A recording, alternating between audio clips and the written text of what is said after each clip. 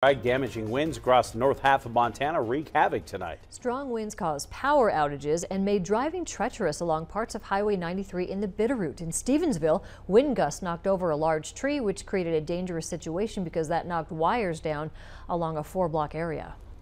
For now, the power company is advising us to stay away from any wires, even if they look benign, because with the wires touching each other, any wire could be hot at this time. Thola says crews responded at around 5 o'clock and immediately blocked off any dangerous road that had any power lines down. As crews were responding to one situation, turns out another tree fell in the middle of the Stevensville cutoff road, and that created a line of traffic as folks were trying to get home but couldn't. Thola says there were many serious situations tonight, one including power outages at stoplights along Highway 93. Any traffic signal that is inoperative needs to be treated as a 4-way stop, and everyone needs to stop and proceed with caution in that situation.